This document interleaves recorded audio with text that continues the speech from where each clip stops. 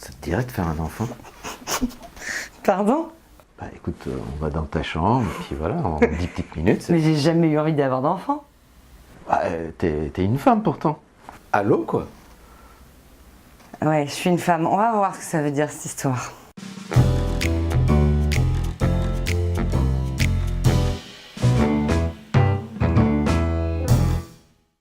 Bonjour! Bonjour. Aujourd'hui, on se pose une grande question, à savoir, est-ce que le désir d'enfant relève-t-il Du choix, ou de la contrainte? tout simplement, oui. Alors, voyons voir un petit peu les chiffres. On s'est un petit peu posé la question, on a regardé, et l'INED nous a beaucoup aidé. C'est l'Institut national d'études démographiques. Tout à fait. Et on s'est aperçu que pour la classe d'âge de 1961 à 1965, donc les gens qui sont nés entre 1961 et 1965, le taux d'infécondité chez les femmes était de 13,5%. ouais, ça veut dire que sur cette classe d'âge, 13,5% des femmes n'ont pas eu d'enfants. Alors que pour les hommes, ce chiffre, enfin ce taux est de 20%. Ouais, on voit une certaine différence entre les hommes et les femmes qui n'ont pas eu d'enfants, et on se rend compte que chez les femmes, l'injonction est quand même plus forte d'en avoir. Est-ce que c'est naturel? Est-ce que c'est culturel? Mais attends, Aline, là, il y a un truc que je comprends pas. 86,5 femmes sur 100 ont eu des enfants, alors que ce chiffre n'est que de 80 chez les hommes. Il y a une différence, ça te choque pas? Bah non, parce qu'on peut avoir des enfants de différents pères. C'est très intéressant. C'est le chiffre concernant les personnes qui ne veulent pas avoir d'enfants.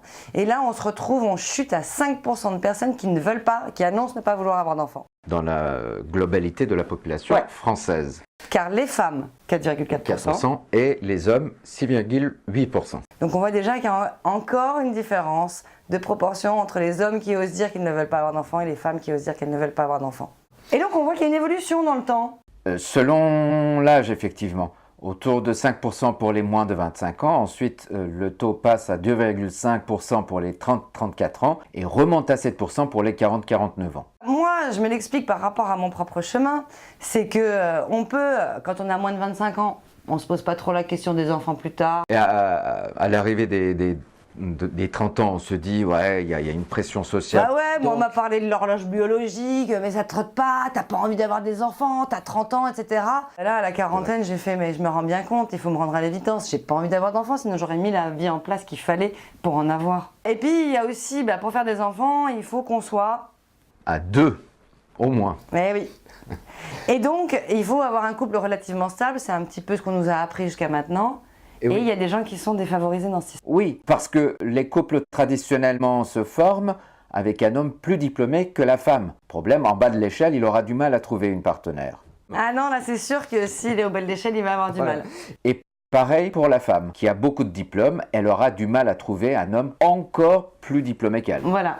Alors, ce qui est rassurant quand même, et c'est l'INED qui le dit aussi, c'est que c'est une tendance qui a tendance à changer et que cette règle de l'homme plus diplômé, de l'homme plus vieux, de l'homme plus fort, de l'homme machin par rapport à la femme, elle a tendance à s'étioler. Bon, essayons un peu de voir, si tu veux, quelles sont les propositions, les objections qu'on nous formule au quotidien par rapport à ce désir ou non-désir d'enfant. Oui, voilà. Voyons voir ça. Mais j'ai pas besoin d'un enfant pour exister. J'ai pas besoin d'un partenaire non plus d'ailleurs pour exister. J'ai ma vie et j'existe. Mais si, même beaucoup. Mais j'ai pas besoin d'en avoir un. C'est-à-dire que je contribue déjà à l'éducation d'autres enfants. Il y a plein d'aides avec l'État français, on a des allocations familiales, l'école est gratuite. Je vais changer de mode de vie, je vais pas sortir en boîte tous les soirs. Non, je trouve que c'est bien, il y a un temps pour tout dans la vie, moi j'aime prendre des responsabilités. Et quoi de mieux qu'un enfant pour justement prendre des responsabilités? Il y a quelqu'un qui l'a fait pour moi, il n'y a pas de raison que je le fasse pas à mon tour, c'est l'ordre des choses. C'est-à-dire que j'ai un seul but dans la vie, c'est de faire l'amour avec une femme pour lui faire un enfant. Enfin, c'est quand même une vision un peu restreinte des choses, le sens de la vie c'est vivre. Hein. Je vais parfaitement bien. Alors du coup quand on veut pas d'enfant on est forcément stérile? Non, je veux pas d'enfant, simplement c'est un choix. Absolument pas. Ça fait 7 ans que je suis avec une nana et ça se passe très bien. Et lui non plus, il veut pas d'enfant. suis pas une poule, je suis pas là pour pondre. Ce qui est dans ma nature, c'est de manger, boire, respirer, courir, aller aux toilettes. Si on va là-dessus, j'ai envie de dire que déjà, vivre, c'est anti-écologique carrément. Mais on peut être sensible sur ces questions-là et apprendre à son enfant à laisser le moins de traces carbone possible.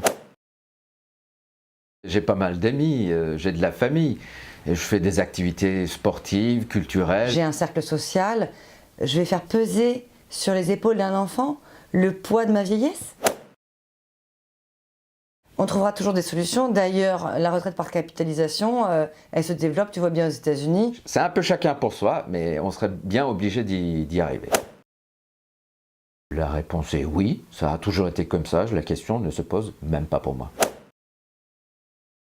Détends-toi, on est en Europe, ici ça vieillit. Hein. C'est dans les pays en voie de développement qu'il faudrait faire un petit peu de régulation des naissances. Je vais laisser mes biens pour des œuvres de bienfaisance, ça fera du bien à tout le monde et aux gens qui sont déjà sur Terre. Quant à mon patrimoine intellectuel, eh ben, j'essaie de le partager avec le plus de monde possible, et surtout avec des enfants. Ouais, alors je vais investir dans la scolarité, les activités de loisirs, l'université, etc., etc. Pour que, peut-être, s'il en a envie, quand il aura 20 ans, 30 ans, il puisse me venir en aide. Franchement, je préfère souscrire une assurance vie, ce serait plus simple. Vous avez rien remarqué? Si, hein. Il y a plus d'objections au fait de ne pas vouloir faire d'enfants. Exact. Et nous, notre interprétation, c'est quoi? C'est qu'il y a une pression sociale énorme. Contre tout le monde, les hommes et les femmes d'ailleurs. Oui, tout à fait. C'est un petit peu plus appuyé, on l'a vu sur les chiffres, envers les femmes, mais les hommes sont aussi victimes de cette pression. Alors, notre façon de voir les choses, c'est posez-vous la question et ne vous laissez pas influencer uniquement par la société. C'est ça. Merci beaucoup de nous avoir écoutés. Sinon... Oh, ça va, hein.